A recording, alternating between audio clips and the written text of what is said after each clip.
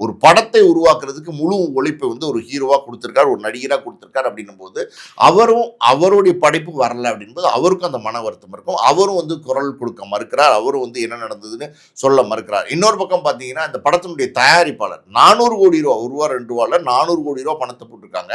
அவங்களும் வந்து மௌனமா இருக்காங்க.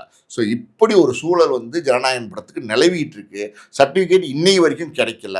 இன்னைக்கு வந்து பார்த்தீங்கன்னா, தேர்தலுக்கு அப்புறம் கிடைச்சிரும் சர்டிஃபிகேட் சொன்னாங்க. ஆனாலும் வந்து சர்டிஃபிகேட் கிடைக்காம தொடர்ந்து வந்து ஜனநாயகன் படம் முடக்கப்பட்டிருக்கு. இனி ஜனநாயகன் வருமா வராதா அப்படிங்கிற கேள்விகள்லாம் வந்து எழுந்துகிட்டு இருக்கு. இன்னொரு பக்கம் பார்த்தீங்கன்னா, தாவேகாவுடைய தொண்டர்கள் இது விஜய் பிறந்த நாள் அன்னைக்கு ஜனநாயகன் படம் நிச்சயமா ரிலீஸ் ஆகும் அப்படின்னு பெரிய கொண்டாட்ட மனநிலையில் இருக்காங்க. ஆல்ரெடி பொங்கல் நேரத்தில் இந்த படம் வரலைன்னும் போது டோட்டலாக டிசப்பாயிண்ட் ஆனாங்க. பெரிய லெவலில் வந்து பார்த்தீங்கன்னா, அவங்க வந்து எப்படி சொல்றது, எந்த படத்தையும் பார்க்குற மூட்லேயே இல்லை. அப்படி ஒரு ஒரு சுச்சுவேஷன்ல இருந்தாங்க. இன்னைக்கு வரும் மறுபடியும் அப்படின்னு எதிர்பார்க்குறாங்க. இப்போ வந்தா கூட பார்த்தீங்கன்னா, விஜயினுடைய படம் ஆல்ரெடி இணையதளங்களில் முழு படமே வந்தாலும் அந்த படம் நிச்சயமா பெரிய வெற்றி அடையும்.